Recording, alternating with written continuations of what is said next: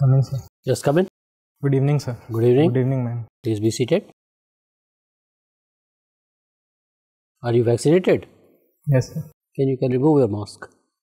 Please give a brief introduction about yourself. So, I am Dr. Vaibhav Rawat. I was born in Chhatarpur, Madhya Pradesh. Currently, I am living in Bhopal. I have completed my MBBS from Gandhi Medical College, Bhopal. My father works in All India Radio and my mother is a homemaker. And so, my hobbies include following cricket and watching short films.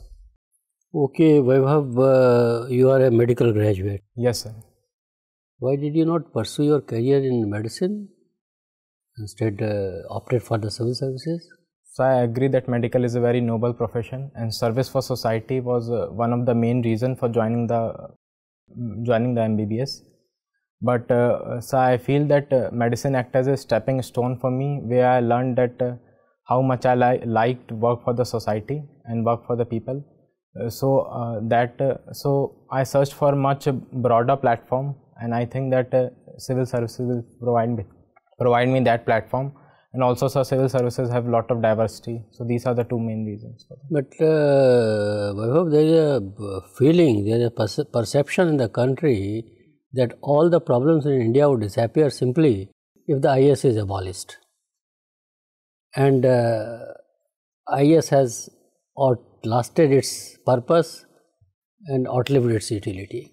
Sir, I don't agree with this. So, definitely there is perception among the people for that, but so there are a large number of good officers who are working for the country, and there are definitely some issues of like people believe that the civil servants do not hear them and they are not involved during the decision making process or during the planning process in general. But so those can be handled, but I don't think.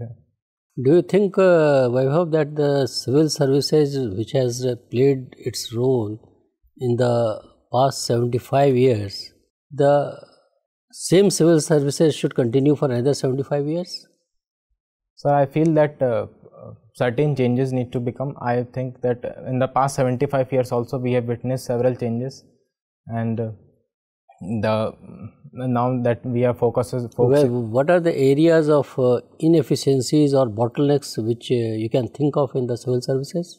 Sir, I feel that one is reachability, that the people believe that the civil servants in general are not reachable, and they are that people are sidelined in the development process. So I think that a better accountability and better system to involve people and to address these challenges. More transparency is needed. Okay. Recently, Government of India in the recent few years has launched a scheme called Ghar Ghar Nal Se Jal Yojana. What is this Yojana all about? Sir, it's about to supply the drinking tap water to every home by I think sir 2024. Especially in the rural areas and the areas which are not covered. Any idea how many households have already been covered and what is the targeted population? Sorry, sir, I'm not aware. You are not aware. Do you have any idea of the model through which this recovery of water charges can be made from the villagers or rural areas? There are different models, I believe. Do you have any such idea? No, sir, I do not have. Okay, thank you. Vaibhav, yes, sir. In share market, various kinds of contracts are sold and purchased. One is called futures contract, another is called options contract. Can you distinguish between the two? The future contracts are sold in between two persons without involving any regulator.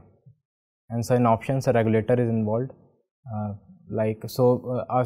They are traded in the stock market. So in futures, the contract can only be altered by the two parties which have signed a contract. While in the options, they can be altered in the share market. Okay. So you are confident that you understand it very clearly. Okay. Who regulates the entire security market? So SEBI, Security and Exchange Board of India. When it was established? in 1990s. I'm not aware of exact. There is some controversy about an ex-officer of SEBI. What's exactly the nature of controversy?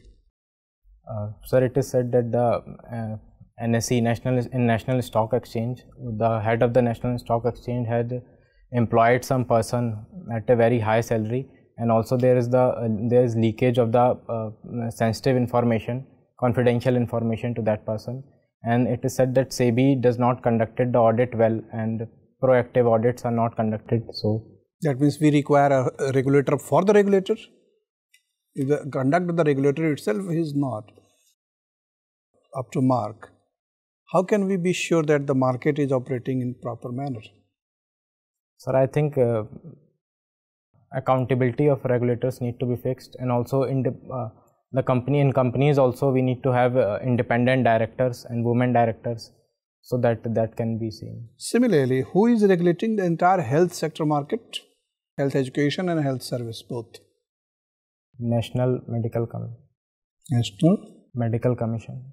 Medical Commission. You look tentative. Sir, I'm not sure of. Okay. Earlier there was another body, or the name of the body was different earlier? Medical Council of India. Medical Council of India. That has been restructured and renamed. Yes, sir. Okay. Why there was a need to restructure that regulatory body? So there are issues of corruption, and it is also said that it is not transparent enough, and it is dominated by doctors, and so there's conflict of interest that those who are regulator, they are also the. There is so much widespread corruption in the country, and we have been making efforts every decade. Some major announcement, major resolutions are taken so as to curtail, but this is not. Nobody is able to cage it completely. What could be solution of this deep-rooted and growing corruption? Do you have any idea? Can you suggest us 2-3 ways? Sir, I think democratic decentralization is one way where the decision must be made at the lowest possible level, and so second is involvement of people, and people, so that the accountability of those making decision can be ensured by people themselves. And so third is adopting more digital technology, more to enhance transparency. In our medical profession, there is a phrase, Hippocratic oath. What exactly is that oath? So that oath is taken once during medical. Why it is called Hippocratic oath? So it was given by Hippocrates. Okay.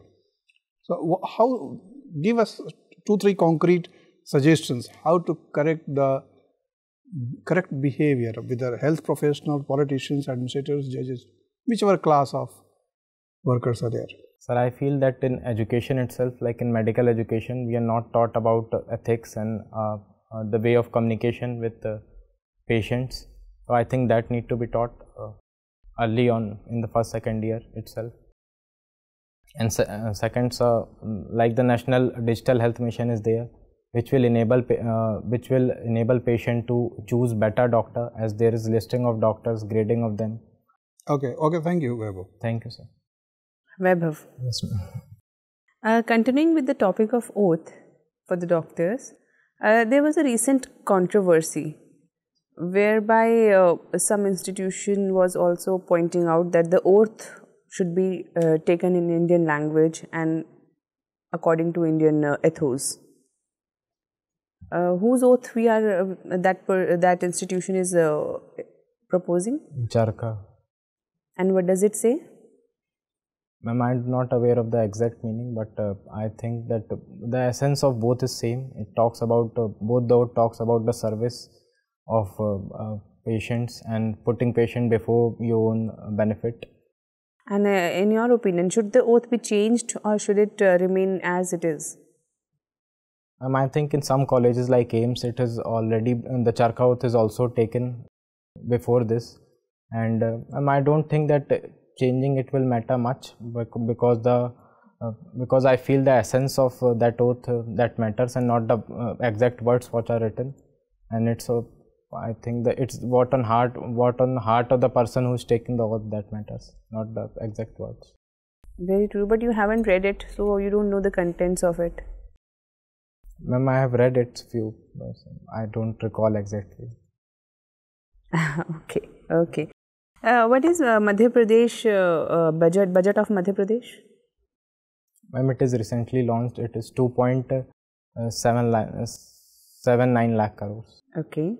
And unemployment rate? Ma'am, I am not aware of that. What is the sex ratio of Madhya Pradesh? 9:29. Are you sure? Ma'am, I think I. Okay. You are a doctor. There is like, what is doctor-patient ratio in our country? Ma'am, one doctor per 1,456. And what is prescribed by WHO? One doctor per 1,000 people. And India we have? And 1,456 people, we have one doctor. So there is some mismatch. So, and more doctors are moving towards civil services. Okay. So, what is government's expenditure on medical? Central government? And 1.7% of GDP. And if you were made the sole authority on expenditure, how much will you contribute towards medical? I think the contribution should be increased, and not only on whole expenditure, but also we need to focus more on primary health care. Like the National Health Policy also said that 66% need to be spent on the primary health care, which we do not spend now. Okay. You are watching short films as your hobby. Should we consider it a lack of patience, or what is your reason? I watch short films because they help me to declutter from all the studies that I have done throughout the day, and it also, I feel that they also give new perspectives in a very short time, large number of movies. And if you were to make a short movie on some subject, which subject would it be? Reproductive health. Very right. So you are a doctor.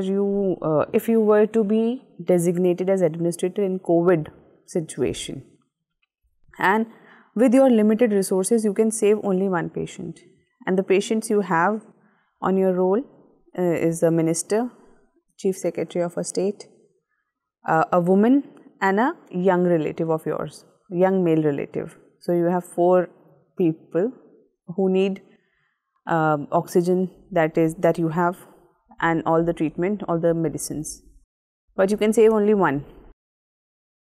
Okay, prioritize. Let's ease it for you.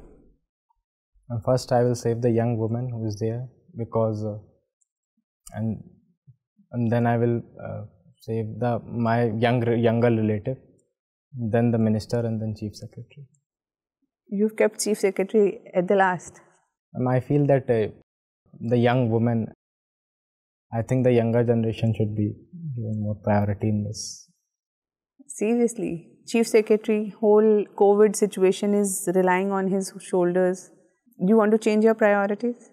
No, ma'am, I will. Okay, thank you, Vaibhav. Tell me, Vaibhav, why do Indians prefer Uzbekistan, Kazakhstan for medical education? What is so special on that? So the medical education there is much cheaper as compared to private colleges of India, and it's also comparatively easy to get there. So is the quality up to the Indian standards? So there are certain differences, like they follow in Ukraine they follow American model, where the different subjects are taught in different years if we compare it from Indian structure. Can they practice in India? So they can practice after clearing a foreign medical graduate examination and then completing 1 year of internship. Okay. What is the impact on India's forex when the people go to Uzbekistan for the medical studies? So as Indian people are going out, and that will reduce the forex and benefit, of course, the foreign countries, right? Yes, sir. Okay. What is a 3-parent baby? The 3-parent baby, also known as mitochondrial baby. In this, there is a genetic material of a male is taken, and there are 2 women. If one of them is suffering from some mitochondrial disease, then gene from mitochondria is removed and another woman gene is taken, as mitochondrial gene is inherited only from mother. So can this be used to make a designer baby? Right, have you heard of the term, the baby which is designer baby? Yes, sir. What is that? So it is to alter the to achieve desired characteristics in a baby. We alter the gene. It is we either take the desired gene or do genetic alteration. So is it ethical to make a baby which is designed by the parents to suit the societal norms? I don't feel so it's ethical, because it's a natural way, and it's there also. That technology is also not developed, so it can also lead to defects in the baby that is born. Now tell me about the global developments that is happening around. Like we see there is the Arab Spring. What is the Arab Spring? So it's a revolution that started in Tunisia, that is spread in the surrounding countries about more democracy in those areas. So what was the reason behind the Arab Spring? So it was because of the in those countries there is dictatorship rule, so there is oppression of people, and there is also not much economic development. So people, and there is social indicators are also very bad. So people want to have more democracy. So what is the present status of this spring that has led to some developments, good or bad? What do you see? So they are both good and bad developments. Like in Syria, we can see that their civil war is continuing from I think 2011 because of that, and in other countries also. So mostly it is bad because the government there, the dictatorship government there, did not accepted the people demand, and they continued their. Can you list a single problem, the most important problem that has been due to this Arab Spring for the whole world? So oil. So they are the countries which transport oil. Some countries. My question is, what is the biggest problem that has actually come out from this spring that has been is a major problem for the world for the last 10 years? One single problem. The terrorist organizations. Terrorism? Yes, sir. Okay, fine. Thank you. Thank you, sir. Dr. Vaibhav. Yes, sir. Please tell me, doctor, is there any organ in a human body which is cancer proof? Cornea, I am not aware of that, sir. Cornea. Yes, sir, cornea. You don't get cancer in cornea? Okay. I am not aware. Let's move to something else. Tuberculosis. Why is it stated that usually heart, thyroid, pancreas are not susceptible for tuberculosis? Because you are aware that India is a hotbed of tuberculosis. Sir, I am not aware. That's okay. During COVID, especially during the second wave of the COVID, there was a upsurge in ischemic stroke. And in ischemic stroke, you obviously divide it into thrombotic as well as embolic. Now, between thrombotic and embolic, why is it that embolic was more than thrombotic during second wave specifically? Okay, tell me the difference between thrombotic and embolic. So in embolic, the emboli is formed in the blood which can move to different places. And so thrombotic, it is at that place only. Usually in the brain, I mean in this case, let's say. So in COVID, it was more towards embolic. Why is that? Emboli may be formed at other areas like lungs, and they get moved to. Okay, no problem. Dr. Vaibhav, hear me out carefully of the statement and then throw in your response. It is stated that President of India enjoys both governor of any state enjoys both constitutional as well as situational discretion, whereas President of India does not enjoy any situational discretion but constitutional discretion. Do you agree with this statement? So there are situational discretion to president also when the. Very good. What about constitutional discretion? So there are no constitutional. Excellent. And what about governor? So governor has both. Governor has both. Very, very good. Now please tell me whether President of India can exercise pocket veto in cases of money bill. But I am not able to recall. The answer is no for that. Anyways, coming back to your field, after the cardiac arrest of one of the legendary leg spinners, Shane Warne, there's a lot of literature getting circulated that sleep apnea may cause cardiac arrest. Why is that so? What is the link between sleep apnea and cardiac arrest? So in sleep apnea, the oxygen concentration in the night reduces way below normal level, and so this reduces the blood supply to heart itself, and that can cause cardiac arrest. And my final question, from the past 2 months, again the literature is circulated, possibly to scare South Asians, that South Asians are susceptible to cardiac arrest 4 times more than any other people on this planet. Why is that so? What is so unique about South Asians? So that can be because of excess consumption of oil or Doctor, your guess is slightly wavered. So there could be racial differences, genetic differences. Okay, I rest my case on that. Thank you. Thank you. Vaibhav, the World Inequality Report 2022 has termed India as poor and unequal. It further says that top 1% of population of India earn 22% of the country's national income, while the bottom 50% earn just 13%. Do you agree with this findings of the report? Yes, sir, there is a lot of inequality in India, but as last economic survey pointed out, that we are in a stage of development that we should focus more on economic growth. And as we have seen in the last 10-15 years, that because of very fast economic growth, poverty also reduced drastically. So I think we should. But our finance minister has rebutted this finding in the House of the Parliament, saying that it's all cock and bull stories, concocted stories of the Western world, and she has given 3-4 specific reasons why the findings of the report is wrong. Any idea what logic she has espoused for that? Sir, I haven't heard that. Sorry, sir. Thank you very much, Vaibhav. Your interview is over. You may go now. Thank you, sir. Thank you.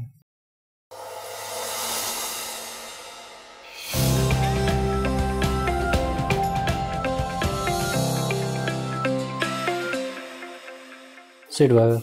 Thank you. So, how was your experience? Sir, I didn't perform well. I was not able to answer large number of questions. Okay, that's okay. Your interview is on 11th. A lot of time, almost a month's time is there. Yes, sir. So, 2-3 things which you would like to advise you, that when you entered, you were looking quite nervous, and throughout the interaction you remained very nervous.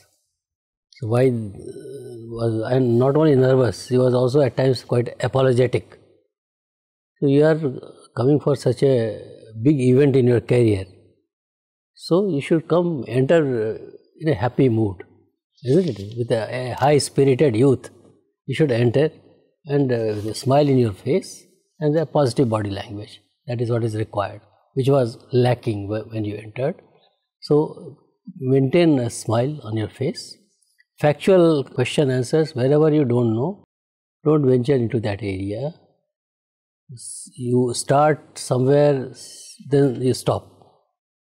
That should not be your strategy. The strategy should be either you know or you don't know. Don't know, don't feel apologetic about it, that I don't know. Okay. Your voice level was also slightly low. So you raise your voice level. That is important. So a positive body language, good voice level, smiling face. Okay, you are a very good candidate and you can do much better than what you did just now. You have that capacity to do well. So a lot of time is there for you to prepare on general awareness, areas of general awareness. So, and your subject is medical sciences. COVID is, everybody knows something or the other on COVID. So particularly the questions which were posed before you were purely technical in nature, isn't it? So it was expected that you being an MBBS would be able to handle those situations very deftly. But somehow you got nervous or what happened, I don't know. Or you are not mentally prepared to face this kind of a question. It also could be the reason.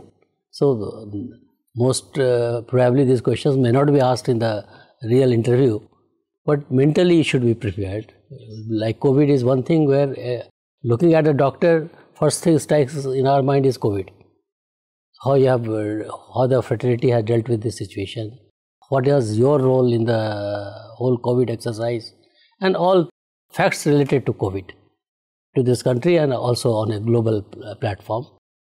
So that is one area where I think you should be fully preparing yourself. And only thing is that 2-3 things which I have told you: apologetic, don't try to be apologetic, don't ever show any, I mean there was some element of casualness also in your approach. Maybe out of fatigue, out of waiting outside for a long time and all that, but then keep your morale high, keep your spirits high. It's only a matter of 30 minutes, and try to give your best. Never ever bluff the board, never ever pick up argument with the board. Be firm in your answers, never ever speak a lie. Okay. With all these, if you are able to take all these precautions, you will do pretty well in the interview. Thank you, sir. Anything you want to ask? No, sir. Okay, thank you. All the best. Thank you, sir.